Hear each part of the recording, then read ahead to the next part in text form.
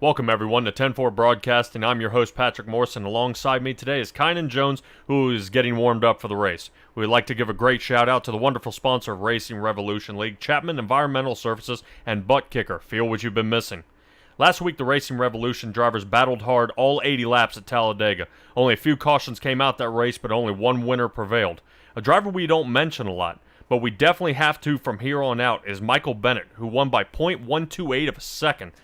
To edge out Caleb Gilbert and Robert Rader at the Do It for Dale 212. Tonight is another chapter in the storybook as we're here at Kansas for the Jimmie Johnson Foundation 180, sponsored by Robert Rader himself.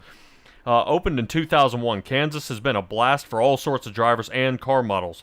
This mile-and-a-half track originally started with a 15-degree banking in the turns, but in 2012, after careful consideration, the track went under major reconstruction and got us up between 17 and 20 degrees of banking and now over 72,000 spectators. So, Kynan, with banking like that, what should the drivers compensate for during the race?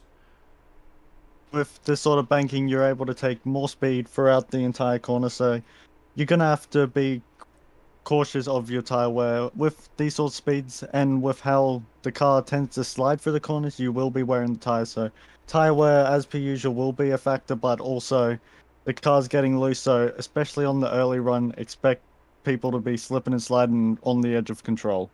Oh, yes. Yeah, absolutely. And something to keep an eye out for as we're going to update our viewers out there, Kynan. A few of the drivers, Robert Rader himself, other than Pocono, where he placed at 10th place, he's been in the top 3 for every race this season so far. So he has really been, blowing the doors off this car.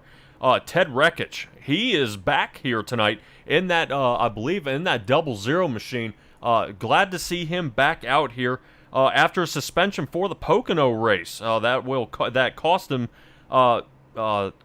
the Talladega race, and will definitely be looking to redeem himself tonight, collect some points to catch up. But he did post the fastest time in practice, but that is not after the qualifying run that we have here so far tonight. Really, going to be an interesting show here we're going to see, as we're going to go ahead and give you a run through our top 10 there, kind of. It's looking to be quite an interesting night, but James Loveland was able to get the pole. Once again, we've seen him constantly up near the front, so he's done a good job to put it on pole tonight, followed by the 44 of Ray Lane, who had pace last week, but just wasn't able to get the luck he needed. 54 of Logan Robney in third, Robert Rader fourth, Scott Negus in fifth, Ted Rekich, after his week suspension, makes up the 6th position. Kevin Orlando Jr. in 7th. Then from 8th on back, it's going to be quite dangerous. Yeah, 8th we got Albert Likens, Parker Johnson in 9th, Caleb Gilbert, who just placed 2nd last week, starting in the 10th position to round out the top 10. Trevor Earhart in the 13 machine. And 11th, Grant Thorpe. We like to talk about him a bunch in the 77 machine out there. I'm waiting to see how fast that Chevy can get going. Nick Alves, unfortunately, we saw him kind of end up on the back, kind of the wrong end of the deal. At Pocono, he ended that short. Dave Stanfield in 14th, Brad Smith, 15th, Adam Bowden. Got it right that time, buddy, so I hope you hear that. There in the 16th position, Brandon Richardson. He kind of starts in the back a lot of these races here, Kynan, but Daryl Johnson there in the 18th, Tay McDonald in the 19th position, Justice Murphy in 20th, and really interesting to see Travis Gilbert starting so far in the back. I'm not sure if he ended up with an EOL from last race, but he's going to have to make up a lot of ground here to get going. As we are under green flag here, Kynan. Get it going, bud. He is going to be starting in the back, but he has that control. So far, the drivers all trying to find where they want to be going into turn 1. A lot of drivers out of position. Nick Alves going to the low line. Thorpe deciding to stay high as drivers are all over the place. It's hard to really know where to look right now. Drivers are thinking of going 3 wide. 39 deciding to back out into 3 and 4. The O2 able to keep the lead. Ray Lane getting loose on the high line, able to keep control, is going to file into 3rd. Man, really, and it's already starting to be a heck of a battle up here in the front. We got a few guys that are kind of dropping real low below that white line. to start out here. You know, where they're going to place and how they're getting going. Really, the best place to be right now is James Loveland up there in the front, followed by Logan Romney and Ray Lane. So these guys, you know, kind of respectably in first, second, and third, doing a great job staying out of trouble. But really, Robert Rader just trying to keep these guys within range. Nice to see Kevin Orlando. He's worked his way up a couple positions here and up into the fifth position. So really breaking into that top five and working well for him in that 27 machine.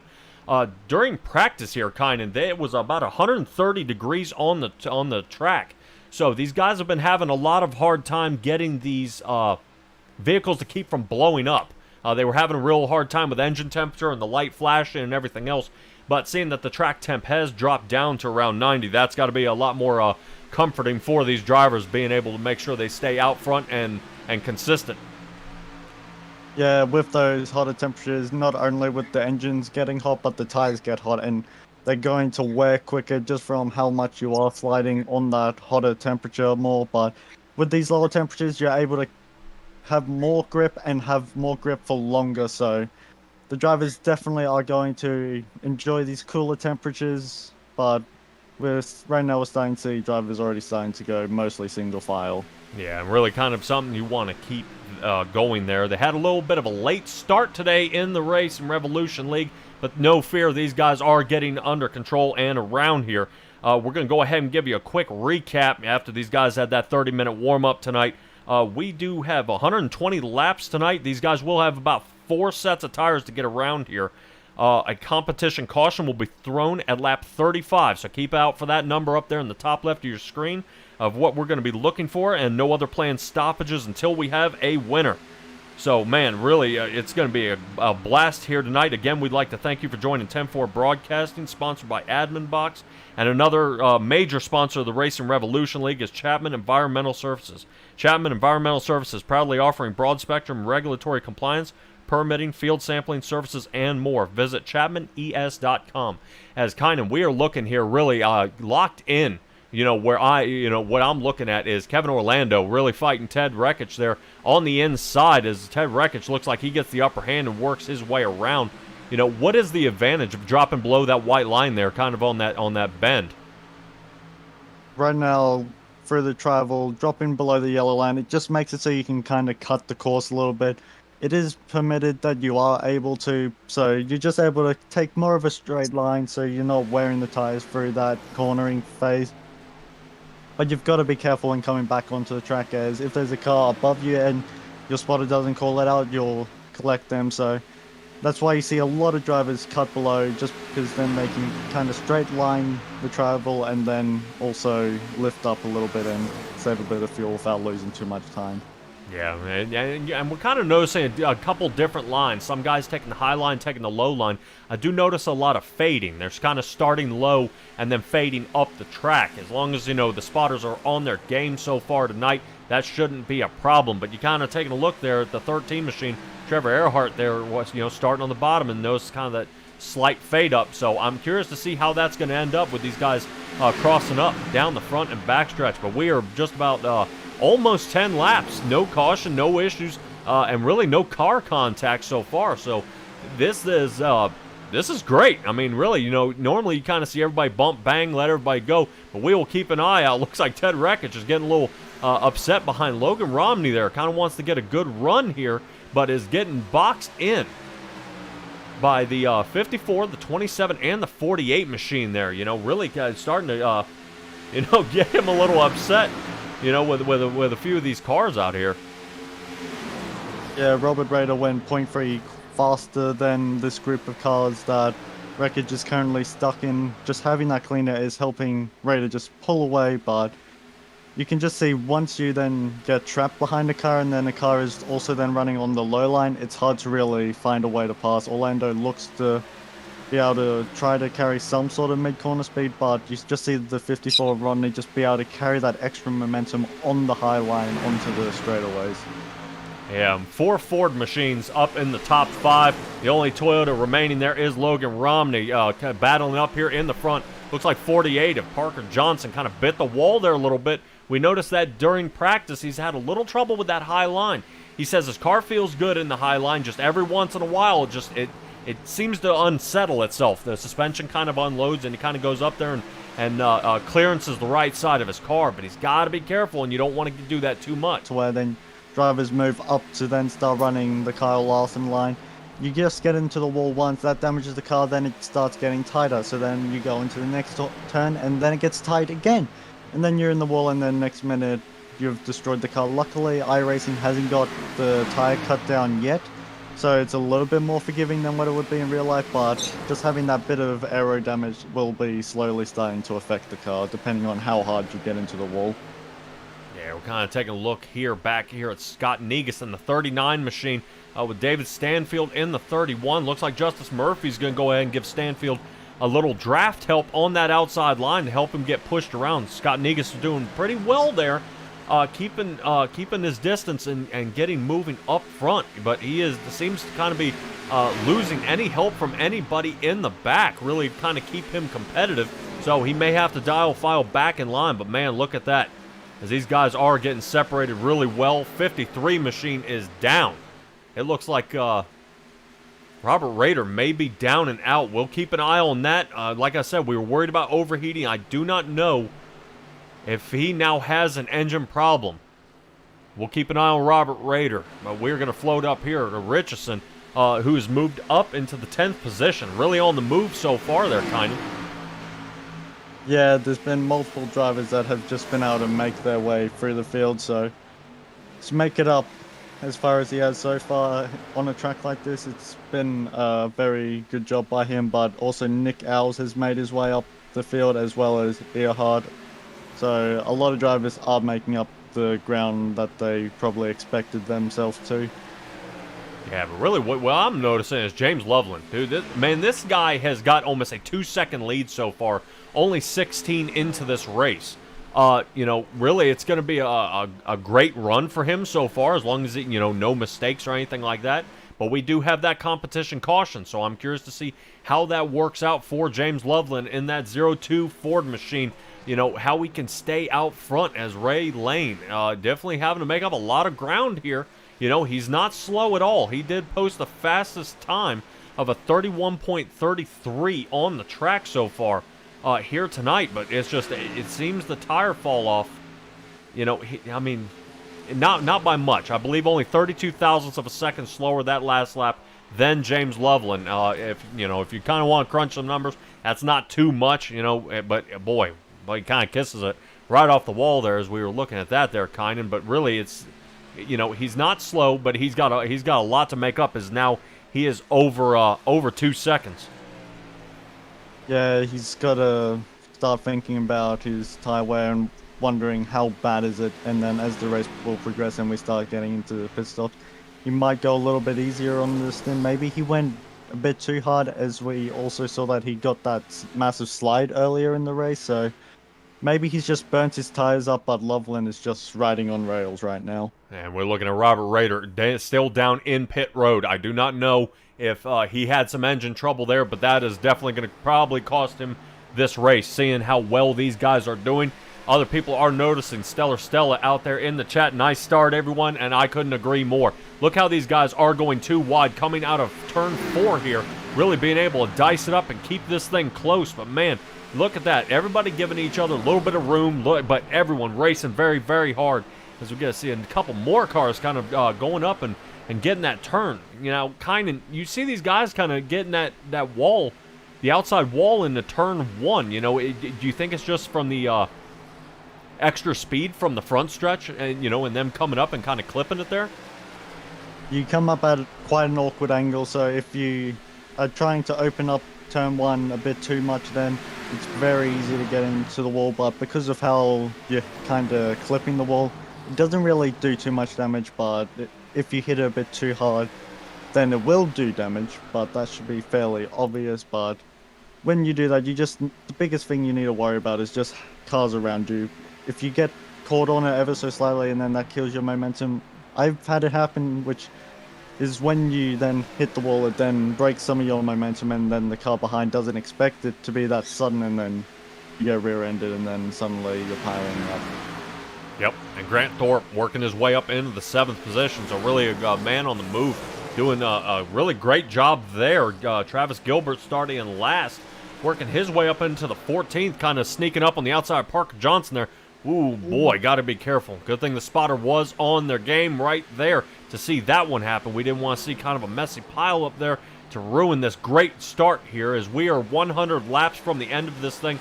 21 laps complete, so really this is doing these guys, I mean, just being able to get those jitters off from, them practicing at such terrible track conditions to now where we're only at 91 degrees on the track, it's doing a lot better for these vehicles. Now, I would be curious to know if Robert Rader had some engine trouble, and that is going to put him out of the race. We may have to get a little chat with him and see what happened. But right now, we're looking at Scott Negus working on the inside. Travis Gilbert there. This is a battle for the 12th and 13th position there, Kynan.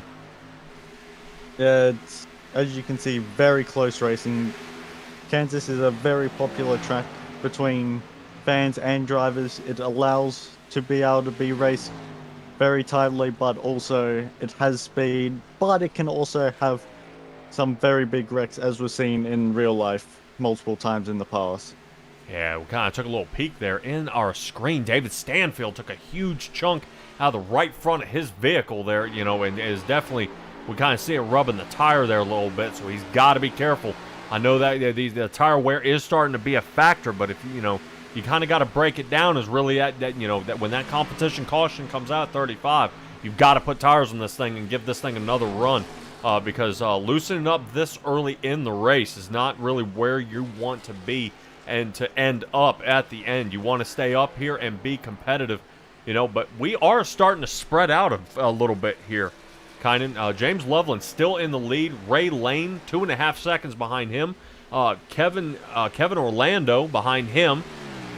Trevor Earhart and Caleb Gilbert in the 40 machine. So you do see, the amount of track spread that these guys have. It's really starting to separate a whole lot there. But I am going to see if I can chase down Robert Rader and really, man, see what in the world happened to his to his car. Kind of see what happened. I don't know if he had something, launch on him and make it kind of go sideways.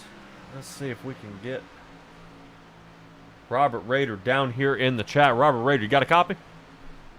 Yeah, I got you. Oh, man, you are down, unfortunately, at this point in time, about 11 laps.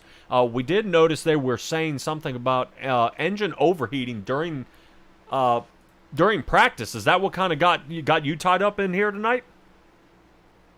Yeah, and I don't really understand it either, because I had a nice big gap to the cars in front of me, and I'm just taking it easy and running the bottom and lots off throttle time, and I don't know, just blew up. Man, how much time are we thinking? You think you could be able to return tonight? These guys are under green flag, so I don't think any cautions right now to help you at this point. Yeah, we got the comp caution at lap 35, and then I should be able to get back out there and run some laps. It might not be worth it if nobody else blows up, but yeah, I'll run until there's no spots to pick up. Oh man, what's your timer at? How long's it saying? Well, let's see. Right now we're sitting at 25 minutes for repairs, so yeah, we're probably done. Oh man, and really kind of a bummer here. You've been doing so well getting that streak, but the streak's got to end, and that should still retain you in the lead for the points. But at this moment, man, I just don't know. This is that's going to kind of land you right in the 21st position here tonight, Robert. I know you kind of wanted to come out here and give it a better run than that, but you can't do anything when you got a mechanical fault. Yeah, well, I wish I would have known it was going to be a bigger issue than it was. I would have treated the car more gently there on the initial start. But everybody else was going hard too, so I don't really get it. And the way that it blew up was really odd too. Normally it grenades and it's done, but that's not what happened. It was coming down the front straightaway, and it was like I ran out of gas. So I still had some power, but just not full power. It was really odd. Okay, I see what you're saying. Almost like the engine dropped a cylinder. So, but man, really kind of a bummer. And I think next week we will be looking at Nashville. So, yeah, I mean, how you feel about that one? I mean, I know a lot of guys, they kind of have they're kind of wishy-washy on it. You know, they like it, they don't like it. I find I get a whole lot of speed out of that track. I mean, are you excited to wind up and get into that one? I'm excited because it's a really great racetrack, and I grew up there, and I've been there a few times, and it really is a fantastic track. So I'm looking forward to it for that reason. I was looking forward to it a lot more. 27 points to Loveland to go if he goes on to win this race than I do go into a short track when I'm going to have a much smaller points lead. Could get really interesting. So a little bit concerned about that. That's right, but hey, well, from this angle, I love competitive racing. That means you guys are going to be trading a little more paint than normal. Of course, as sportsmanlike, but it's not to say that you're not going to give them as much as you would normally would on, as say, a super speedway. Right, and yeah, it's just one of those things where you can get caught up in someone else's stuff, and it can get really interesting really quickly. So, we'll just hope for a clean race. Fortunately, this should be my drop race, so I guess I won't lose all 27 of these points. More like 17 of them, I think. So, but I mean, this is gonna break it wide open. Loveland will be way closer. Trevor's right there with him. It's gonna be really nail biting for the last 2 races of the season now for sure. Yeah, well, you're gonna really have to be on your game. But Robert, man, I hope you're able to get back in the race car and turn a couple laps, or get your practice started at Nashville. But we appreciate you coming up here and having a chat with us here, bud. Absolutely, man. Have a good night. Yep, you too. And that is Robert Rader in the 53 in Chapman Environmental Services. I'm sure they would like to see him get up there earlier there, kind of, but really he just wasn't able to kind of get through it. And we've all seen it. I mean, even the best of them, a little mechanical fault, and it just ruins your night, and that's no fault of your own. Yeah, I was watching the replay back when I first saw him going slow, and I didn't really see anything all that strange. I was expecting to see some sort of smoke, but as he said, there was really nothing, so I don't exactly even really know what had really gone wrong, but very unfortunate and out of his control. That is going to cost him a lot of points, but luckily winning the first 5 races massively did help those chances. But that in Pocono, massive points lost, so he's just need to keep it steady and just pick up some sort of points for Nashville and Phoenix. Only 2 rounds left. He's still got the points lead, but a lot can change as we've seen tonight. Yeah, not by much, though. If I'm looking at the standings right here, we got Robert Rader in the beginning, Trevor Earhart in 2nd, James Loveland 3rd, Kevin Orlando 4th, Nick Alves 5th, Grant Thorpe 6th, Parker Johnson 7th, Adam Bowden in 8th, Scott Negus in 9th, and Logan Romney in 10th, as we have our competition caution up on the screen. Man, really, I mean, green flag racing for the first 35 with no issues. I would question at this point, is this what we're going to see for the rest of the race? How spread apart these guys got. I mean, James Loveland on a roll during that run there. So really, that O2 machine, it was really scooting the boot there. Yeah, Loveland had a lot of pace throughout that entire run. He's going to not likely really change anything. He had the pace, and he was able to have the pace throughout the entire run. Even though he was 0.1 slower on the fastest lap over Ray Lane, he was able to then carry that 0.1 difference throughout that entire run. So then he was able to keep some sort of rubber, which then we saw how much of an advantage it ended up becoming. Yeah. Yeah, really, I think the rest of all the teams out there, they're going to be joining Robert Rader down pit lane here. Really not the way you want to see it happen, but this is how it is going to happen, as I believe Adam Bowden actually did not come into pit, and I believe Albert Likens did not either in that 16 machine, I think. Now, don't take my word for it, yes. It looks like Likens went ahead and stayed out as well. So, the 16 and the 83 machine are staying out. So, really, this is going to be an interesting battle for these guys as we get back underway. Yeah, as Sean Latin there out in the chat, yeah, tough break for the 53 machine. I know he brings a lot of viewers out here to see how well he can do, but this is really just going to be a kind of a wash for him tonight, and we hope to see him at Nashville. He will have plenty of time to make it up at Nashville. 112 laps, it seems like a big number, but really those things really fly by. As you can see here, we are 37 laps into this 120 lap race here, the Jimmie Johnson Foundation 180, and it really kind of stinks kind of when the guy sponsors the race and he's excited about doing it, and then he blows up only 15 laps or so in, just kind of really throws a wrench in the spokes.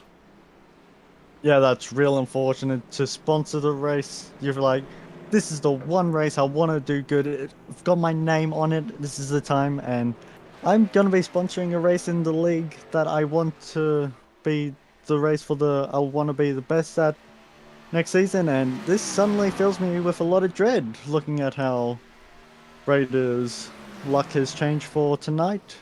And then looking back to Watkins Glen with the Earhart Group sponsoring Watkins Glen, and then we saw Earhart get very loose into the bus stop, so maybe some drivers don't want to sponsor races just so then they can maybe have a bit of good luck. But that's all right. It's always great to sponsor a race. We'll be able to get you up onto the broadcast and give you a shout out every time you were out here. I know that this league is already starting to look into Season 2. Man, it's really get a hold of the admins that they have here. I believe Kevin Orlando and Robert Rader. Talk to those guys. They are always looking for sponsors to help them sponsor the races and the league themselves, so they can make all this possible and really, be able to get your name out there as well and up on the broadcast for everyone on YouTube to see. But right now, really, the talk of the night so far should be James Loveland up there in the number 1 position.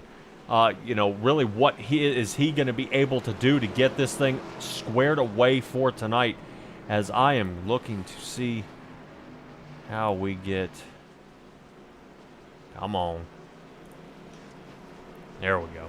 As we get James Loveland up there in the front. So he's going to be the one to lead the race here so far. It looks like Trevor Earhart, Grant Thorpe, Caleb Gilbert, Ted Rekich round out the top 5. We got Nick Alves there, Scott Negus, Kevin Orlando back to the 8th position, Ray Lane and Travis Gilbert rounding out your top 10. So I'm curious to see who the sleeper is in this one. We knew Michael Bennett was the one last week. I don't see him at this point, up here in the front, but I'm waiting to see, who are we not seeing right now? Who is out there and about who's going to really give the upset here? Do you think Loveland's going to take it, or Kevin Orlando, as the pace car is pulling off here, Kynan, and we're about to go green? Yeah, it's a bit hard to tell who is really going to be able to win. It's still a long race left as we go back to green flag, so long race ahead of us still. It may be only on lap 40, but it's 120 laps, so 80 laps left to go. We're only a third of the way there. A lot can change, and who knows? Hopefully this doesn't happen, but potentially Loveland may have some sort of mechanical issue out of his control, but hopefully not. Yeah, it may be possible. Whether it happens or not, I do not know, but seeming these guys are able to keep this thing together and back up front. I'm assuming we got guys out here with a full tank of fuel, 4 tires, and really going to give this thing a shot. We did see James Loveland get a great start out front there in front of Grant Thorpe, but Thorpe is not too far behind, but man, he's getting challenged pretty well by Trevor Earhart there in the 13 machine. Ted Rekich, I mean, look at that. After a 1 race suspension, already sliding up into the 2nd position. So we've seen Ted Rekich before. A lot of speed short run, but I'm curious to see if this is going to cost him later on in the run. But man, really, Caleb Gilbert out there in the 40 machine going ahead and working his way, staying up in the 3rd position. So a lot of moving up front here, kind of. Yeah, Gilbert currently up 8 positions, fighting with wreckage. Just has that really good pace early on, but it's if he can maintain that pace. We see Loveland not really pushing the matter too much, just trying to keep a hold of his tires, which is backing him up into 2nd and 3rd, but he's going to have the tires in the long run if he keeps this up. Wreckage and Gilbert, the question is, how are their tires going to handle this beating with this aggressive driving early on in this run? Yeah, and Loveland, you kind of figure his mindset has got to be, I've got to, take it easy. If these guys pass me, go ahead and let them do it. Because we obviously saw it worked out for him long run-wise. He was over a 2-second gap ahead. But right now, Ted Wreckage says, no way, Jose. Back up in front I go. So he is pushing his way into the first position as we see this little bottleneck here of the fight for the lead. Loveland looks like he's in second right now. He may or may not have led that lap as it was close as these guys are still battling their way through the turn here. Looks like Wreckage right there in front of us. Oh man, and we have a caution somewhere in the back. It was a good battle, and Wreckage was just able to get in front at the perfect time to be able to take advantage for the restart. So I'm gonna look back and see if I can find who it was. Looks to be the 16. And it looks like our first 10-4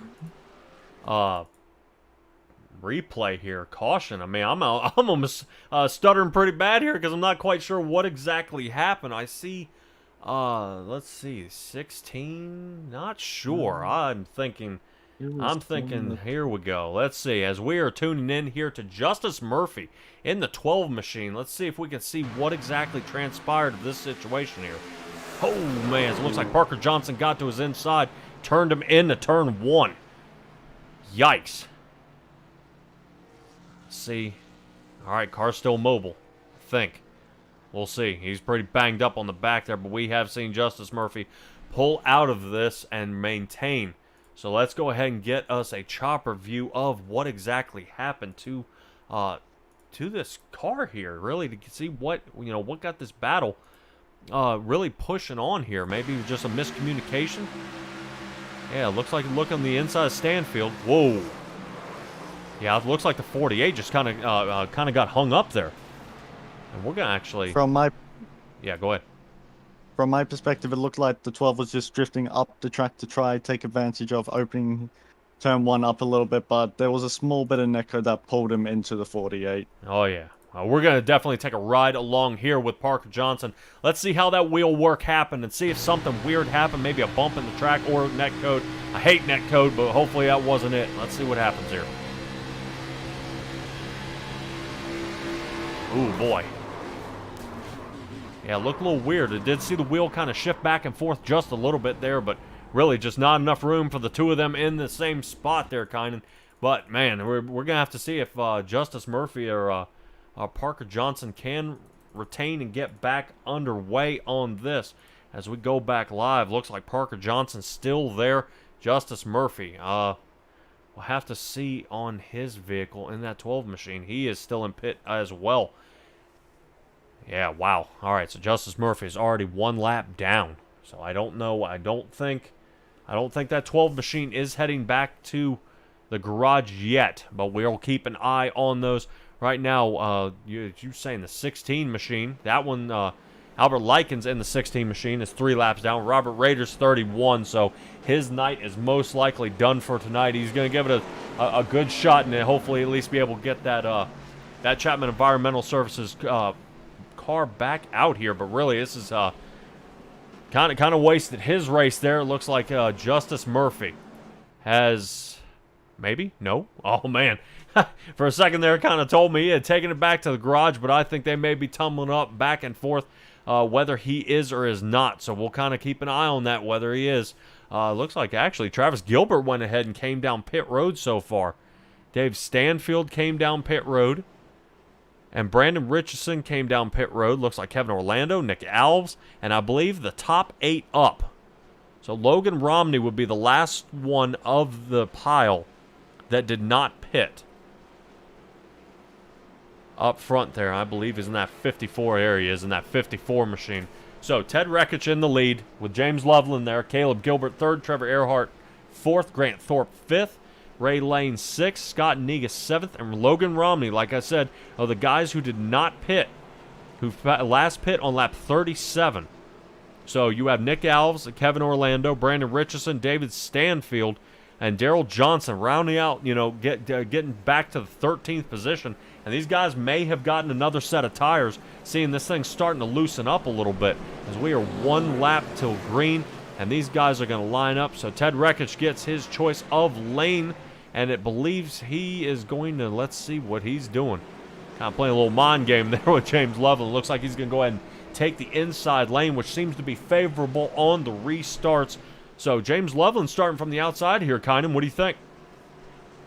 He's going to have the ability, if he's able to get a good enough restart, to put it on the outside into turn 1. That's going to be able to keep it up high and then be able to maybe carry enough momentum on that high line to then maybe thinking about attacking into 3 and 4, but it's all determining if he gets a good restart. Yeah, and like you said, it's all going to determine on the restart.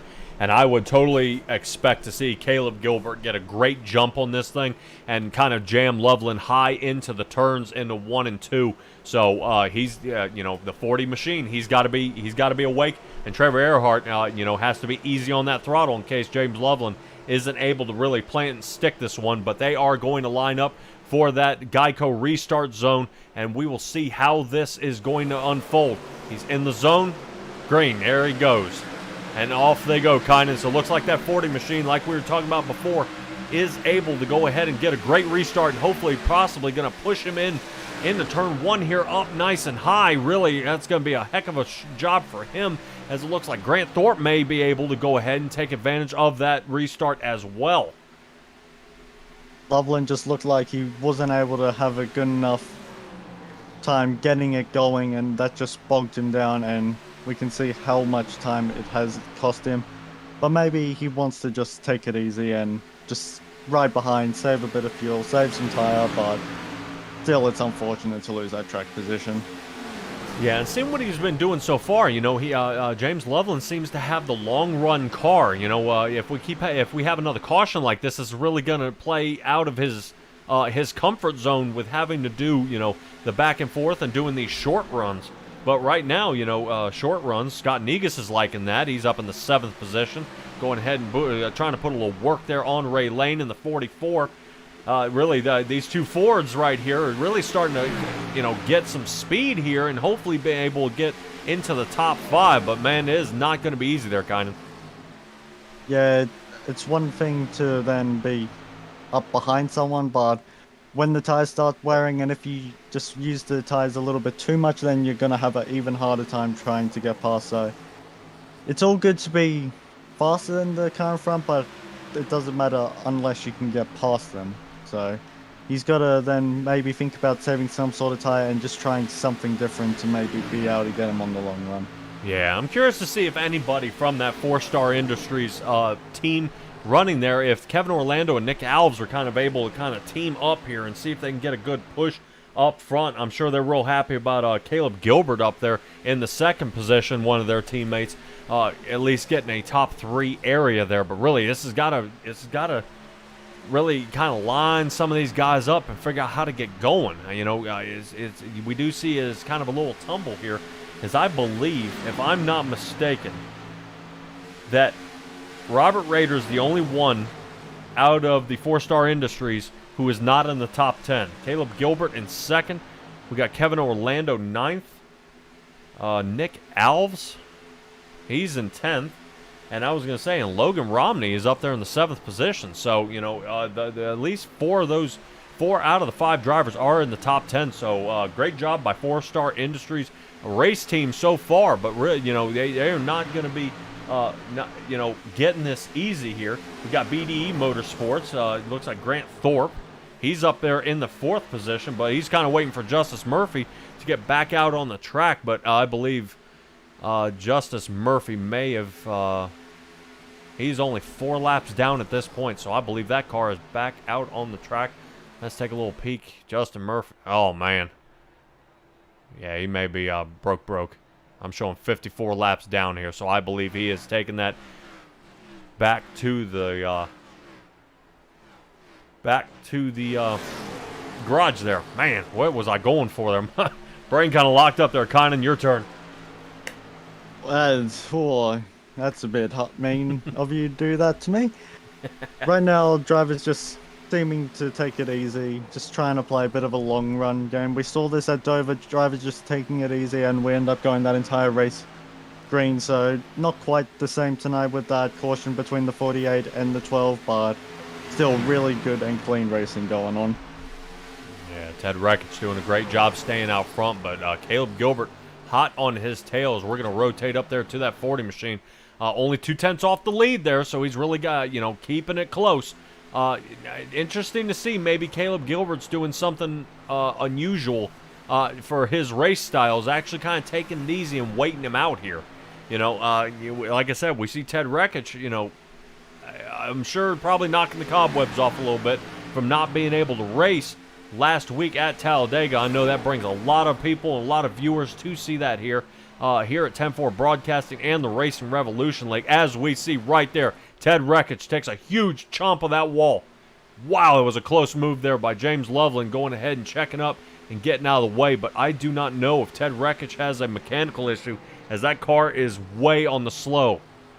Way slowed down. We'll keep an eye on that. It looks like James Loveland up here in the second position now, no longer third. Caleb Gilbert goes ahead and gets the lead a lap tonight, starting on lap 58, and we'll see how long he can stay out front there, kind of. Ted Reckich, after that incident, has just pulled into the pits. Maybe he had an engine fail, and then that's what put him in the wall. But either way, you can see how much momentum he lost after he got into the wall. But real unfortunate for it to happen. Right now, I'm seeing him have no RPM, so I'd say engine failure again. Man, you got to be thinking this is not what you want to see out of some of these guys. Is really where, engine failure. If we're going to have mechanical issues, he was out in the lead there, kind of. I mean, he was in the lead, so I can't blame it on, him heading down and, let's say the draft, and he just wasn't getting enough airflow. He was in the lead, so how do we have an engine failure in the lead?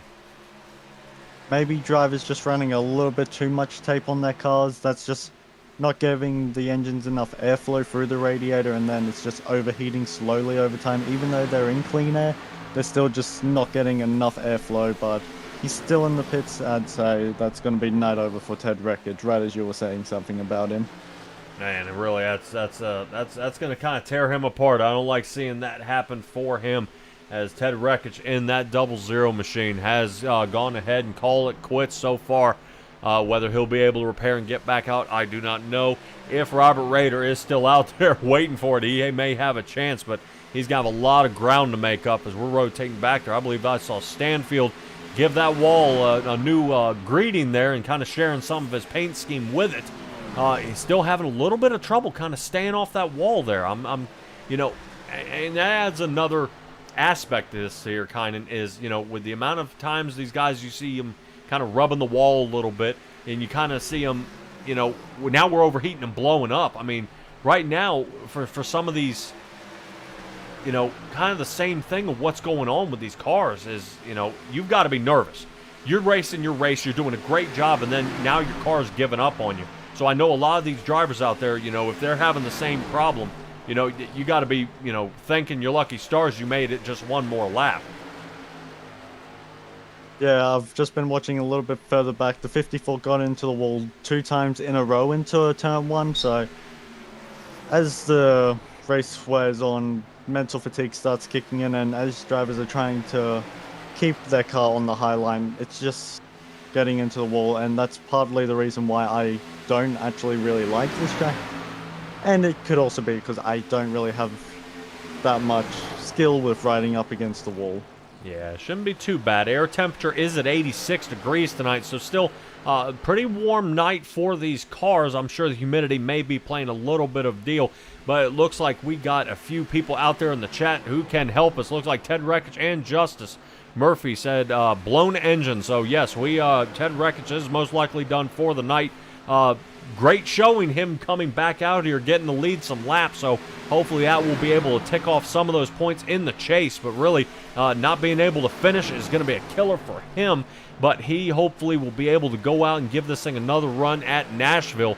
Hopefully it won't be as tough track conditions there, kind of. I mean, this is starting to be you're battling more the car and your equipment than you are other drivers at this point, seeing how we're having engine failures at this point.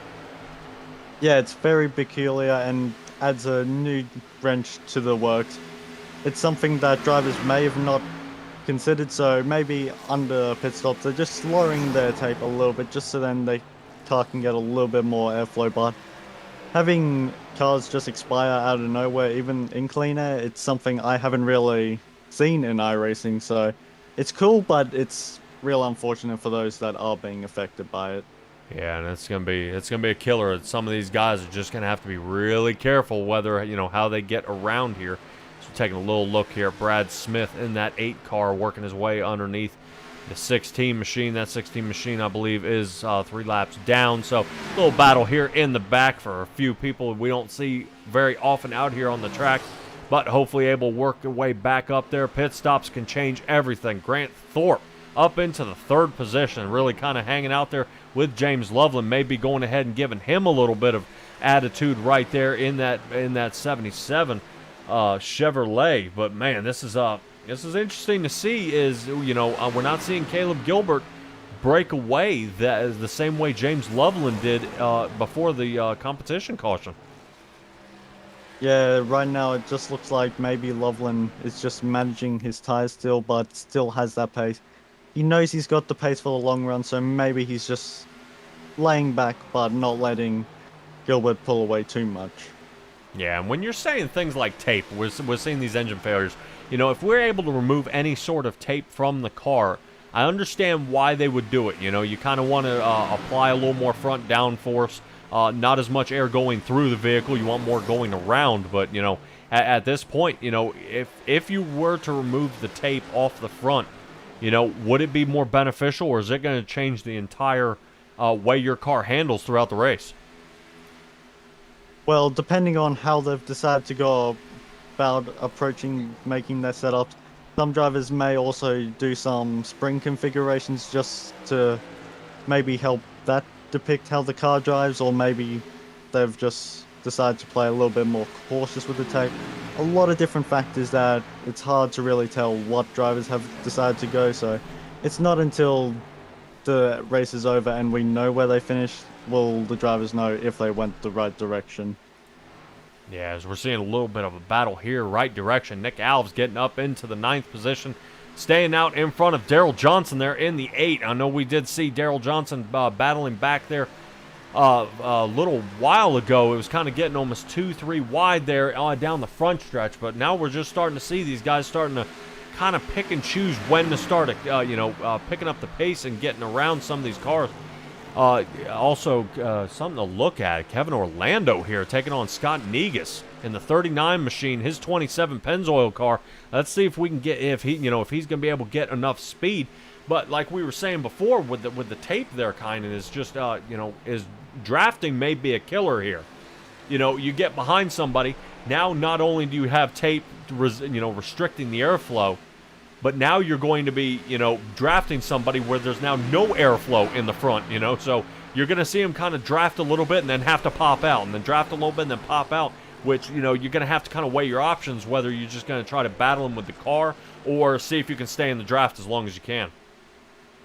Yeah, some drivers are going to be watching their engine temperatures very closely, just seeing how hot it's getting, and maybe that's why we're not really seeing as much side-by-side racing as we potentially could be. Instead, drivers more so trying to go single file whilst also spreading out in the corners. Some deciding to go high, some deciding to go low. Instead of it being a factor of tires, maybe it's just a factor of airflow. Yeah, and there may be something else to keep in mind is if these guys do go ahead and, let's say, take off another 10 to 20% of that tape, we may be seeing a lot more drafting help. I would definitely trade that. Especially if you have a team member out there, I would definitely trade taking off some of that tape and going ahead and keeping up and giving some of my teammates either they're giving me a push or me pushing them to get around this track, as we have about 48 laps to go before the end of this one. So really, this is we still got a few battles here and there. Caleb Gilbert only ahead by about half a second off Grant Thorpe. and Ray Lane another half a second to 0.6 of a second off of him. So we are seeing the spread is really happening here. I believe Richardson here, he's only about a 10th right there as he's in the battle there with Nick Alves. Looks like 8 of Daryl Johnson might try to sneak in there, but man, like you said, all I can think the entire time while I'm watching the race here, Kynan, is these guys getting around the track, and you're just going, oh man, he's behind that car too long, and are they gonna blow up? I mean, that's all I'm thinking about right now. I see we're saying great moves, but man, all I can think about is the engines right now. Yeah, that is a massive factor that we probably didn't expect to be a factor tonight. So we still don't know who can realistically win at this point, because just with how the engines have been expiring, yes, we've only had 2 engines expire, as Raider is actually back out on track. Yes, he just came up into my camera. Yes, he is, and I just came on there. Looks like Robert Raider has gone ahead, and he has returned back to the track. He has picked up 1 position there over Ted Wreckage, so that's going to work out for him, but he's going to have to get in front of Justice Murphy there, but he is going to Robert Raider's going to have to finish this race if he's able to stay out there. Yeah, if he completes the last 46 laps of this race, that'll slide him up into the 19th position and hopefully not be as bad for that 53 Chapman Environmental Services, which we will give a shout out to right now, man, and really able to make this league happen here, Kynan, as Chapman Environmental Services proudly offering a broad spectrum of regulatory compliance, permitting, field sampling services, and more. Visit ChapmanES.com. But that also brings me to something else there, Kynan, is really being able to make things happen, and these guys, making it, just having great products is Buttkicker, who is also another fantastic sponsor of the Racing Revolution League here. Buttkicker, feel what you've been missing. Great sound systems, got to have it for your rig. It'll change the way you do it. And our sponsor here at 10-4 Broadcasting, Admin Box. Plug and play USB box where you can start choosing which keys, be able to wipe black flags, be able to throw out these stage cautions and things like that. Check out Admin Box, and you can use even our code that we have for you here, 10-4-box. Use the 2 X's, knock that thing down to 125. Man, you gotta get into one of these. I've talked to a few people that have them. They say you gotta have it. So if you don't know, you will know. As we rotate back here to Kevin Orlando up in the 8th position, kind of trying to battle, staying underneath Travis Gilbert there in the 9th position. But boy, this is starting to get trying to get kind of a battle here. Looks like Justice Murphy's out there in our chat. No tape adjustments during the next pit stop. Oh no. Ooh. So were they locked in there, kind of? Well, it's really a bit hard to say. If they're confident in what their car is going to be able to do, then hopefully they just got to hope for the best and maybe just let the in-car driver depict how the engine temperatures are managed. Man, that's gonna be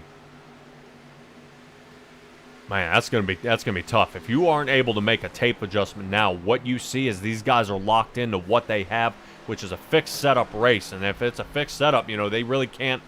Technically, these guys are all driving the same cars here. If it's not, it's not open. If you're not able to make the adjustments you need to up front, but really that's gonna be crippling for some of these drivers. But right now, Caleb Gilbert is actually starting to slow up a little bit. Ray Lane is starting to make up a lot of ground, and so is Grant Thorpe here in the 77. So I'm curious to see how long that 40 can hang out there, as the 44 and the 77 are right behind. I'm going to be keeping close here out on the radio chatter, as Logan Romney has taken it into the pits, but Scott Negus has said that, we've got another driver who has blown up in the 29, but the 40 is going to be pitting this time. So right as I decide to turn up my little in-car radio chatter, things start picking up. Yeah, it looks like it even shows, I think Romney may be out of it. I'm not sure. Yeah, Romney is out and in the garage, so shut down for that 54 machine. But it looks like right now Caleb Gilbert is working his way down pit road. So these guys are going ahead and, kind of throwing their hands up in the air. That's enough. I got 39 laps to go. We got to get, we got to expect the long run here to follow up, seeing that there are no cautions. But in the process of that, Grant Thorpe goes ahead and works his way up into the lead. So another race leader for tonight, Ray Lane, in the second position, but really a second behind him is our original race leader of James Loveland working his way down pit road. Whoa, man, got to be careful. It looks like Ray Lane is in front of him, and we're just starting to see pit road starting to pick up the pace here of a lot of drivers starting to sneak their way down there to get this thing underway. The number 40 should be able to come out with that brand new tires. He's going to be loose, so he's going to have to take it a little bit easy, but having that bit of extra pace for the initial start is going to be very good on getting him back up into the lead if he can hold his car together. Yep, Grant Thorpe working his way down pit road. Looks like Robert Rader's going to come back down as well. Going to give that thing another quick touch up there with a new set of tires. Figure he's got nothing to lose at this point. He is still behind Travis Gilbert up here in the second position. So just a little check out is Travis Gilbert. I mean, his fastest time was a 31.9, and right now he's running a 33.7. So he's almost 2 seconds off his pace here, and he might want to start considering, it may be better sooner than later getting tires here, kind of.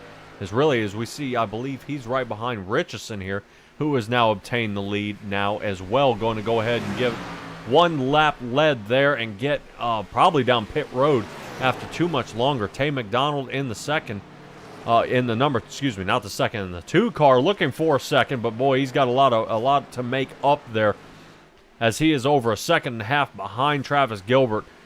But I think those gentlemen are going ahead and considering a pit road stop. Unsure at this time, as we see, looks like Richardson's starting to slow up. Gilbert's going to go ahead and continue on his way and lead a lap there. Tay McDonald moves up in the second. Nick Alves third.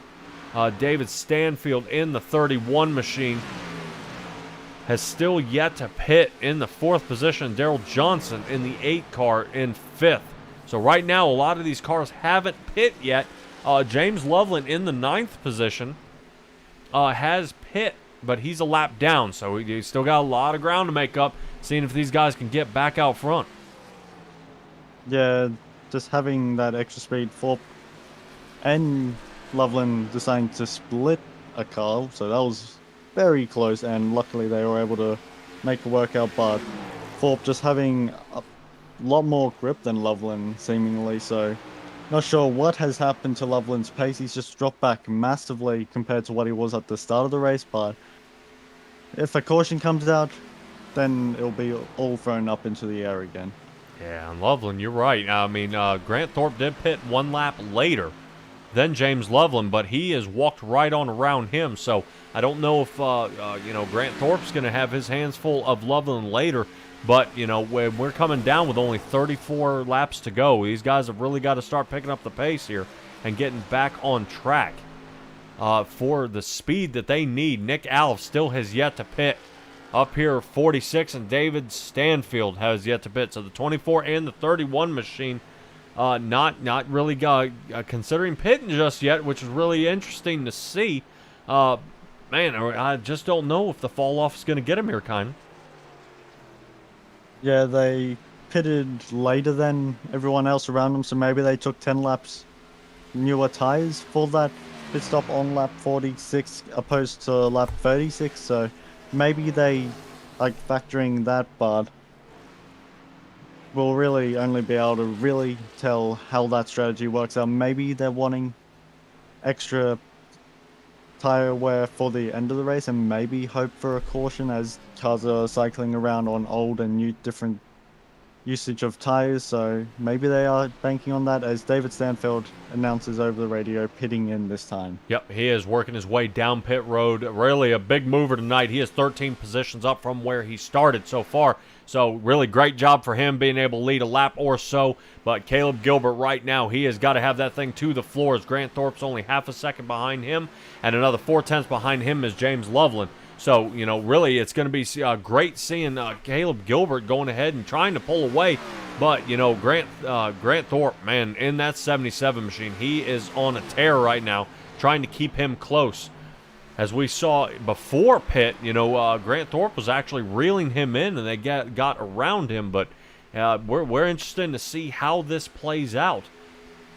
Seeing how, let's run through our top 10. Looks like Caleb Gilbert up there in the 1 position. Grant Thorpe second. James Loveland third. Ray Lane, look at that. He's already gone ahead and made the pass there for the 4th position. Trevor Earhart in the 5th. Scott Negus in the 6th. Kevin Orlando 7th. Brandon Richardson up here in the 8th position. Tay McDonald and Nick Alves, really to round out our top 10. So it seems everybody after 10th position at this point kind of is a lap down. I don't know if maybe hanging out there a lot later than they were before is costing them big time right now. Yeah, it seems like maybe it has. Maybe they had a bit of a mistake on pit lane, but still going up to 1st and 2nd, currently up 9 and 10 positions respectively, and just carrying a lot more speed than really everyone else in the field. But how much are they burning up their tires with that speed? Yeah, I'm not sure. We're taking a quick look at Grant Thorpe here, taking a much more aggressive line down on that bottom line. He is making up a lot of time doing that, but how long run will that hold out for him, as he's got to get behind him and try to get some more of that draft to go ahead and sling into turn 1. As we're taking a look at his vehicle right there, man, look at that. Such an aggressive move there, taking that shot toward the inside. We're going to take a little ride along here with Grant Thorpe and see how he does. On how long it's going to be able to last, but quick update on Raider, his engine expired again. Yeah, man. Yes, his pit crew just couldn't get that thing around, but right now, expiration for Caleb Gilbert in the lead. He has lost it. Grant Thorpe has hung out there just long enough and has now passed him and put a half a second gap between him and Caleb. So Grant Thorpe, now a new race leader up there in the 77. Really, I'm curious to see how long he can stay up there with as aggressive he was driving. I'm assuming James Loveland has a lot more, but he's running out of time very quickly with only 25 laps to go here, Kynan. James Loveland was taking it easy throughout this entire stint, whilst Ford and Gilbert were both going very aggressive. So right now, with how much Loveland is starting to gain, he is, I'd say, in the best position to be able to start looking at winning. May have not had that pace earlier on in this run, but he was saving his tires, and that could ultimately be the winning move. Yeah, as we kind of see him actually using that 341, I believe, of Travis Gilbert there in the 341, try to use him and get a little bit of that draft there to see if he can try to pull his way around. Glad to see no other engines than the suspect ones from the ones who, of Robert Raider. He had his, expire on him a second time there, unfortunately. But no other ones other than that. I believe Wreckage, he blew his engine. It looks like Romney, he's had some problems. So I'm very curious to see if out of these top 3, if any of these guys decide to make it happen. But James Loveland looks like he's going to go ahead and take away second place, but Caleb not giving up here. So really a good battle up here for the second position.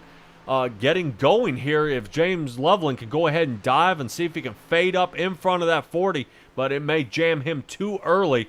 He's got to be careful. Spotters doing their best right there. 40 checking up and doing a great job there, not really to take the butt end of his car off there, as Loveland right there going ahead and taking the second position, but he has a 1.5 second gap to make up on Grant Thorpe in that 77 machine, who's, just pulling away right now. Loveland able just to save his tires earlier on in the run. It does seem to be coming back to him, but his last lap was a 32.789, whilst the leader in 4th ran a 32.899. So Loveland is quicker right now, but does he have enough time to then catch and then pass? Because we've seen how much of a difficulty with the 40 and the 02 with their little battle. Loveland just wasn't able to get past Gilbert as quick as he probably wanted, so we've seen passing is fairly difficult on this track just because of how the different lines are able to carry momentum, but should make for a very interesting race for the last 20 laps. Yeah, I would not assume these drivers are going to pit one more time. I do not think so. I think they're going to go ahead and push all the way to the end, but we do see Grant Thorpe here out in the lead, but James Loveland is still, once again, having to make up a lot more ground, as we kind of see in our camera here. Second and the third position kind of hanging way out back, hoping to catch up. We're kind of taking a look right about that amount of distance there, so you do see is about half a turn ahead, and really, you know, it's just you gotta figure out. Oh, as Grant Thorpe right there goes ahead and bites the wall a little bit, so we are seeing a lot of right front tire wear starting to kick in. James Loveland just sucking up all that mistake right there, and he already took away 3/10 of that lead that Grant Thorpe is making up there. So really, he's going to work his way around and see if he can start catching up. But as we're taking a ride along here, you just see that distance and having the mindset to keep pace, keep hitting your marks, and knowing that you're going to get there. You know, it takes a lot of discipline. Yeah, it's something that, especially in this sort of race, you need to have the patience to be able to maybe just lower your speed just for a moment to then be fast in the long run. We've seen it from Raider throughout the entire series, and yes, he didn't have the luck he needed tonight, but we saw it back at Charlotte. Pocono, we were seeing it before he got involved in a wreck, so maybe drivers just starting to learn from him just to back it down a little bit and then think about the long run. Man, the long run this is, as we're coming up with 17 laps to go, riding along with James Loveland here. Man, you got to see it, and he is working it. He is now within a second of Grant Thorpe, but man, I'm starting to think, you know, James Loveland is now starting to apply the pressure and really starting to pick up the pace here, as we do hear those tires on the front end sliding around there. So I'm curious to see, you know, is there enough time for him to catch him at this point? Loveland went 0.3 quicker than Thorpe in front of him last lap round, so he does have the pace and he is gaining, but how much damage did Thorpe pick up? How are his tires handling? And will there be enough time? Yeah, really. I mean, yeah, and like you said, this is just going to be such a battle, and really a weird track, and a little thing, as you can see up on the ticker, everyone from 10th down, 11th down, is a lap down. You know, so just, you know, we're looking at Dave Stanfield there, Adam Bowden, you know, just wow. Likens is down. I mean, just not what you would expect to see out of such a large track like this. So many you know, drivers laps down, and all I can suspect is that being a tire wear complaint and an issue there. Man, really look at this. If James Loveland going ahead and reeling him in there, as we're going to sit passenger, as he is just really driving this car around there. See how steady his hands are, really not having to jerk that car around. So working perfectly in this O2 machine. Yeah, he's just keeping the car balanced, not putting any extra input into the steering wheel, which every little extra bit of correction or input you put is going to affect the car in some way. So just keeping it nice and smooth. Slow is smooth, smooth is fast, as a lot of road racers say, but it's the exact same in oval. Yeah, we're definitely seeing decide not to take that low line there, as it looks like the battle is starting to heat up for the lead. James Loveland has the pace right now, but Grant Thorpe has definitely got to keep an eye out for what he's doing. Caleb Gilbert loving the battle in front of them in that 40 machine, hoping the two battle it out there much longer. But right now, James Loveland has the upper hand. Grant Thorpe about to find out if those right tires can hold to hold him off and keep him up high. But it looks like he's going to have to dial back in that 77 machine. So it looks like a lot of that tire wear from the chugging he was doing before to get his way up front is now starting to cost him. So how far will he march back? Will he be able to maintain a podium position? We'll have to see, as we only have 12 laps to go. Yeah, you saw Thorpe trying to defend the inside, thinking Loveland was going to want to go to the inside, but instead decided to take the outside, knowing there's a lot more momentum to be taken onto the straightaways on this track. And you saw how much he was able to carry that speed on that high line, not having to check up nearly as much as Thorpe on the low line, able to just keep the wheel a lot more steady and just sailed on by. Yeah, really kind of a bummer there. I'm looking to see if Tay McDonald here in the number 2 car is considering catching up to Nick Alves. But man, what I'm noticing is just the tire fall off is so bad right now. You know, you're not seeing anybody really picking up the pace unless they waited it out, which James Loveland did and has now pulled away from Grant Thorpe by half a second so far, and being able to keep that one out front. Kevin Orlando has dialed back to the 10th position, 3 down from where he started. Kind of a bummer for him. I know he won for a better turnout here tonight in that 27 Pennzoil, but you know, not blowing up at this point, Kynan, is really much. I'll take a 10th. We know with a running car than, you know, blown up and back in the 20th.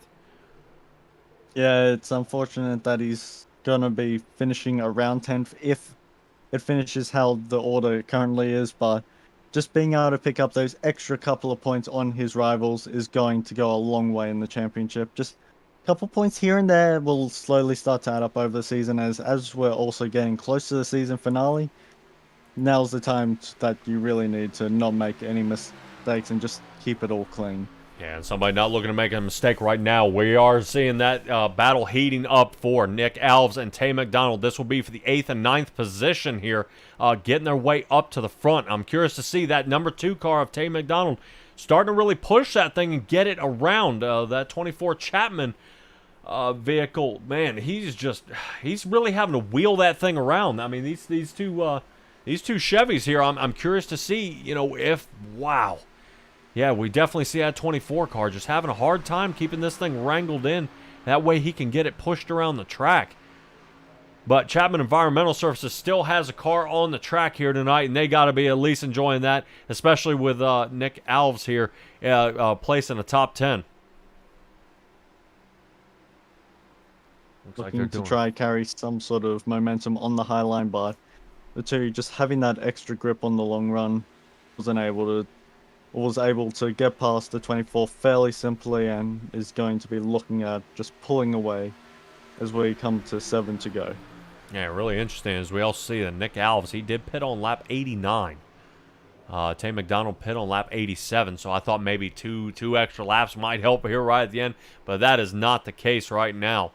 As we see that ending, we are going to take a peek up at where I heard through the radio is Grant Thorpe is actually only about half a second off Caleb Gilbert here. So that 77 machine, once again, is going to have to try to fight and keep his position here with only 6 laps to go. So does Caleb Gilbert have enough grip to reel him in? We did see him taking it very conservative there, right there at the beginning. But whether he's going to be able to kind of, get him under control and catch up, we'll have to see as we're taking a little view here from our Michelin chopper view. Taking a more aggressive chop toward the inside, and look at how that's paying off. You can just see visually he is reeling him in, so only 2/10 off his rear bumper. But yeah, a little weird turn 1 entry there, Kynan. What did you see happening? Right now I just see Gilbert just keeping it nice and steady, is 0.3 quicker consistently lap after lap, just wanting to stick it on the high line, knows there's grip up there right now and his car is happy up there, so just wanting to carry as much momentum onto the front and back straight to then try and close the gap and then start thinking about making an overtake in the last couple laps. Yeah, now this will be a battle for the 2nd position, but does Caleb Gilbert have it with only 4 left to go? So he's only off by about 2 or 3 tenths here, but one wall clip here, and this could ruin it for both of them. Ray Lane's starting to pick up the pace, but something to keep in mind. Caleb Gilbert has the fastest track time of a 31:30. So really a fast time there, really kind of reeling him in. But like I said, man, it's one thing to give this a heck of a shootout here, as it looks like that 40 machine going to go ahead and work that high line down the front stretch. He's going to have to try again on the back stretch, as he does not have it in the turn. But man, Kynan, this is starting to kind of bug me in the back of my mind about those engines. Right now he's just keeping it up high, having that extra clean air. We saw the lap prior in the tri-oval, Thorpe just clipping the grass, trying to shorten the track as much as he can, but just doesn't have the grip of the 40 as we come to 2 to go. Yeah, Ray Lane also picking up 2/10 off the back there, and him sitting there in the 4th position, kind of hanging out in the background of this show that we're getting going on here with the 77 and the 40. I believe as long as James Loveland does not have any issues, mechanical issues there, he is going to win this race. But right now, winning the race for the 2nd position, Caleb Gilbert going ahead and sticking to his high line, working his way on the outside, getting that 2nd place. But boy, that 44 machine, definitely seeing flashbacks of what he had going on at Talladega. Grant Thorpe on the inside, not trying to give up any more inches, but man, loses another spot down to the 4th. So does Ray Lane have any more left as we're coming up on? We have the white flag already out. Man, look at these guys getting going here, kind of. As that 44 machine, Ray Lane, trying to see if he can gobble up as much track speed as he can to give this thing one more shot. Moving there toward the inside. 44 machine of that Chapman. Oh my gosh. Oh, as the sponsor right there trying to get around him. Man, and just isn't able to clear him as we were looking to see if he was going to try to wheel that thing around him and door him there as they producer went in and slapped it on the cockpit there, a little too fast on the shot there. But James Loveland coming away with the win tonight. Caleb Gilbert 2nd, Ray Lane 3rd, Grant Thorpe unfortunately losing a podium position there in the 4th. Trevor Earhart in the 5th position. Scott Negus, man, check that out. You are in the 6th position. Brandon Richardson, Tay McDonald, Nick Alves, and Kevin Orlando round out your top 10. Wow. That was a good battle right there toward the end there, kind of. I like that. Yeah, as tires started to develop with some starting to wear faster than others, we saw the pack suddenly all group back up together, and it provided for a very interesting finish. Ray Lane on the exit of 2 just got a little bit loose, and then that's what's caused a bit of a break in the run onto the back straight away. Maybe if he didn't get loose then, he might have been able to get 2nd, but still. To get 3rd after last week's disappointment, I'm sure he'll be happy with it. Yeah, and we're kind of taking a look here at everybody kind of doing their burnouts here. A little interesting to see from some of them, them being able to keep these things together and actually make it to the end. Wow, really, what a shootout by some of these guys. And we are going to kind of wait it out a little bit. Some of these guys get down into our waiting room and see if we can have a little chat with these guys. And obviously, we're going to have to talk to Ray Lane and see how we felt, about that run there. How was he nervous? Did he have this thing under control? Really, what could he been looking for there toward the end? I'm not sure 100% if that's where he wanted to be, but that's where he ended up. And I believe I am going to see if we can get Ray Lane here under our check and see how he is and how he felt about that race. Because man, that was a tough battle right there toward the end. And Kynan, I think you just caught up with him in that number 44 machine. Kynan, I think you got him right there. Ray, you got a copy on us? Yes, sir. Yes, sir. First of all, great work on managing to just pick up that extra position on that final lap there. What was the key to really hustling the car around this track? I was having to back up the corner, and I would have to enter lower, and so I got somebody talking. Yeah, I would have to enter lower and then wash it up like kind of diamond the corner, and it was really working out for me. So. Well, we saw tires really starting to mix things up. How did they do ahead of the week for these events? I just done the practice race last night. That's about it. Probably about 30 minutes of practice a week, something like that. Well, I mean, it managed to work out for you. You're able to gain that extra position, especially on the lap that mattered most. Who do you have to thank for getting you out here tonight? I have to thank y'all for broadcasting the race, the league for putting on the races, and that's about it.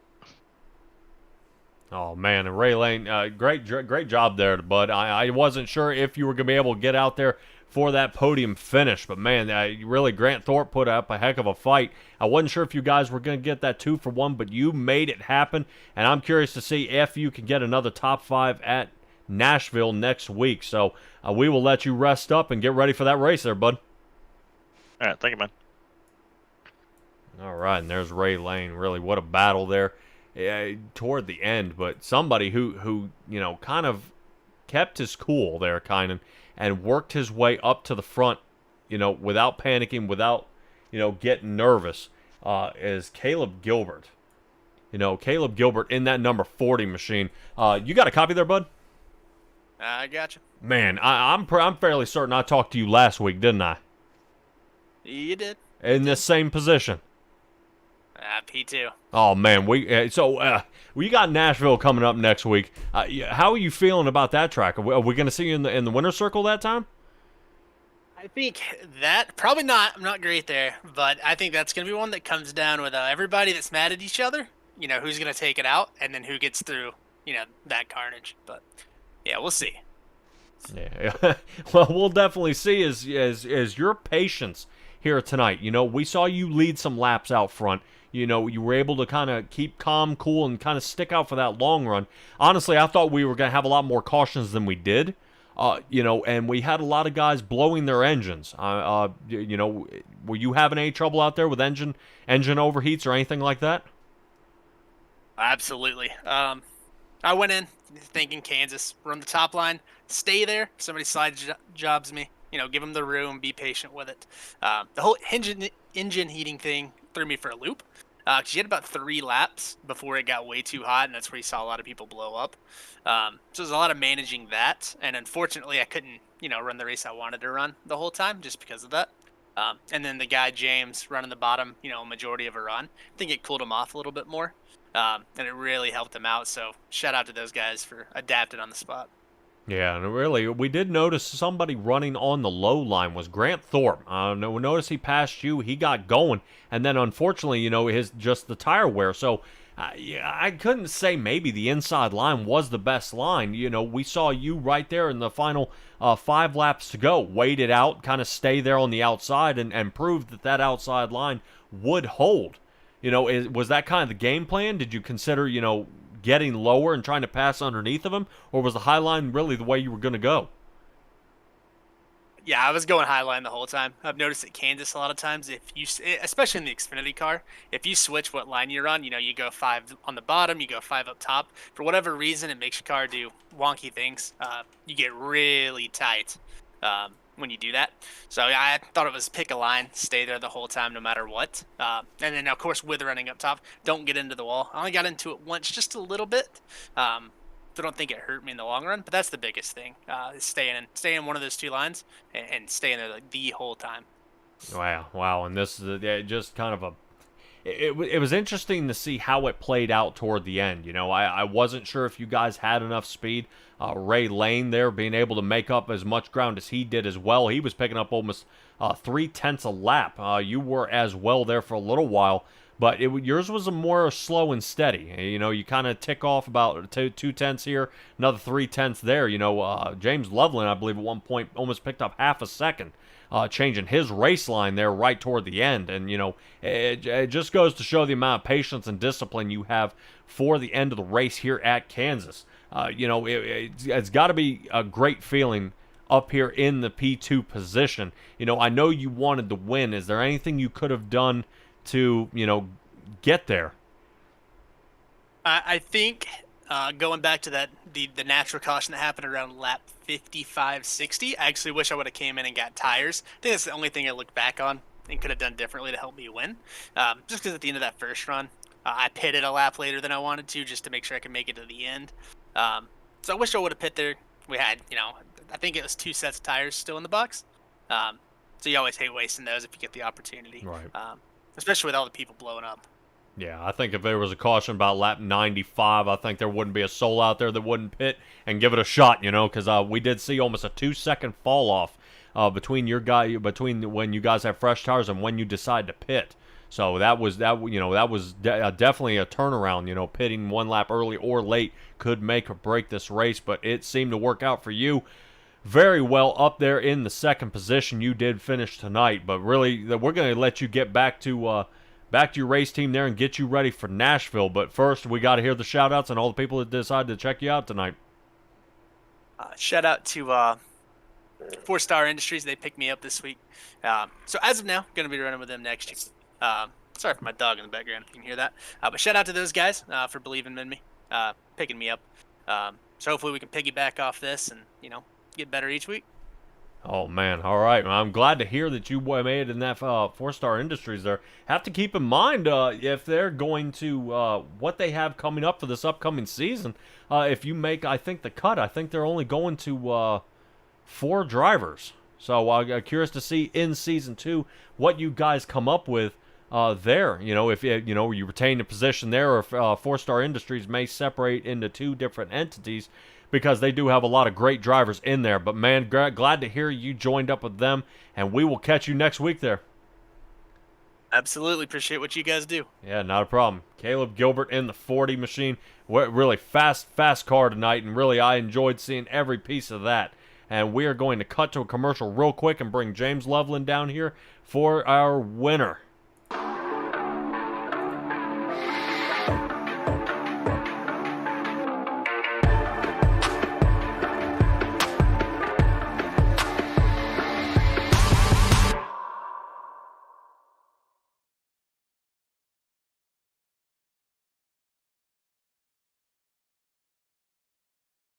Alrighty, and we are back on task with our race winner, James Loveland. Really, a lot of smoke he put on there in the final 15 laps of this race and at the beginning. So I guess that's really what counts there, James, is really, starting out strong, but you have to finish strong at the same time. How was that number 2 car handling out there for you tonight?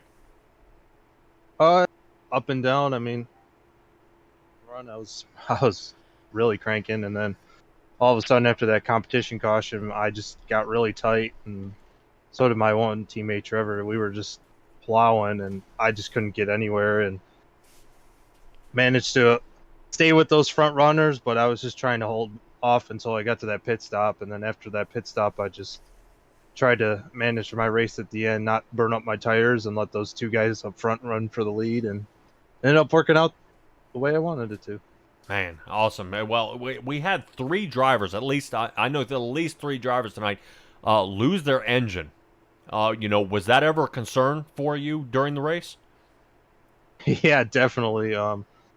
At first I kind of thought they were in the draft too much, and the dash was light and red, and they ended up blowing up. But some of those guys saying they were blowing up at like 250, 260, and that's kind of where I was, like in the 250 range. But I was trying to manage it, stay out of air, and just kind of, or get open air, not stay behind a car or anything, and just try to get as much airflow to the car as I could to not blow it up. But yeah, it was definitely a big worry tonight. Wow, yeah, that is definitely painful for some of those drivers out here tonight, but not for you, as you were looking at them through your rearview mirror out front. Man, really, you kind of had to reel in Grant Thorpe there, and was it tire conservation that was kind of the key to really putting this one away? Yeah, it was that. I was kind of, after that pit stop, those 2 guys, Kate 40 and the Grant there, they just pulled away, and I just kind of managed my tires there. And all of a sudden, I guess Cabe burned his stuff up, and Grant, he hit the wall pretty hard on the backstretch. I forgot what lap it was, but yeah, once he did that, I just started pushing a little harder, drove my way up and past them, and just cruised to the finish, hoping for no caution or don't blow up the car. Yeah, we were definitely seeing with the low line, he did have a lot of trouble kind of keeping the grip there on the low side, but you kind of showed that the low side still worked later on with the tires starting to wear out for you, and that's what we were saying. The tire conservation was really actually the perfect technique for this track, is kind of hang up on that high side about high mid line, and then you just started ticking them off 2-3 at a time. We took a little ride along with you as you were reeling in that 77 machine of Grant Thorpe, and you were able to take advantage of the situation and come away with a race win tonight. Robert Rader is definitely nervous about your points gained tonight, seeing where he placed now, and that is going to lead you guys into Nashville. I don't think as much room will be given as there is in most races, seeing how close this is coming down to. What is your mindset and how are you feeling about Nashville next week? Definitely have a solid finish and try to avoid wrecks. I mean, the fairgrounds, I can say, is probably not my best track. But, I'll just try to do what I can there to maximize points. I don't know if he's good there or not. I don't know if I've ever raced with him there in the past. But, I'll just try to do the best I can. I know I'll have a solid car at Phoenix, so hopefully we can even close that gap more. Excellent. Well, Phoenix will be the season closer. 120 laps there, but I know you may be excited about that one. Nashville Fairgrounds at 112 laps. Those will tick off very quickly. Multiple race lines, concrete track. So I hope you're excited. I'm excited here with 10-4 Broadcasting to see what you guys can put on here for the Racing Revolution. But we're going to let you wrap it up, get underway to that track, and with your team celebrating here tonight. But, man, go ahead and give me those shout-outs and all the people who have been checking you out so far. Yeah, shout out to you guys at the broadcast. Shout out to the league for starting up this year and giving me an opportunity to run with them. And shout out to my team. Had a pretty solid run for all of us tonight. Unfortunately, Parker blew an engine, but the rest of us did pretty well, all top 5. So, I believe. So, yeah. And, shout out to Grant. He had a good run tonight. Unfortunately, it didn't go his way, but he really showed some speed tonight. Oh yeah, and he was definitely flying, but just wasn't able to hold out. But man, I'm glad you won this race. You've now closed the gap and are now making it super competitive here. And I really hate seeing somebody really walk away with it. And, we've seen Robert Rader. He won 5 races so far this season, but you were just showing the consistency puts you in that next spot.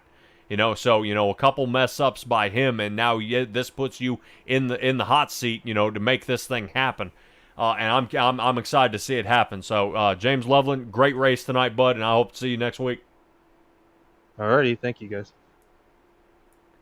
Man, Kynan, dude, these guys here at the Racing Revolution League, I mean, just absolutely putting on a show. I mean, I don't think we've had really a bad race yet. Pocono was a little tough because that was a one wreck wiped out half the field, and it just goes to show you how the super speedways, that one small miscommunication can wipe out so many drivers. A little aggressive driving by a few other guys, and it can really mix things up. Talladega was another one, but a lot of other guys were able to stay out there. And tonight, I mean, was such clean racing that, like I was saying, you were battling the equipment and the track the most of the time. So going into this, kind of Nashville, man, what do we have in store for that track? Well, who really knows what we can really expect? It's a track that really anything can happen. Some drivers may be better than others, but the only way the viewers can really know what will happen is if they tune in next week. Oh yeah, next week we are looking at the Boodum or Scootum 112 Nashville. Nashville Fairgrounds, and excited I will be for that one for July 27th. Seeing these guys give this thing a heck of a push. I mean, it's not, it's not some of these, it's okay, man. This is great racing. These guys are side by side. There are grudges out there. There are these little rivalries, and these guys are making it happen. And every week they push, but still have a great mindset. They're not, I'm going to total somebody out. I'm going to ruin them. I'm going to destroy them. But, I'm going to race them hard. And that's what we all love to see here at iRacing and here at 10-4 Broadcasting. But signing off with that, we hope to see you next week at Nashville Fairgrounds on July 27th. Once again, these guys will be back under green flag around 8:30. Give or take a few minutes after that due to some technical difficulties. But we will see you then. Thank you from 10-4 Broadcasting, sponsored by Admin Box, and we will see you then.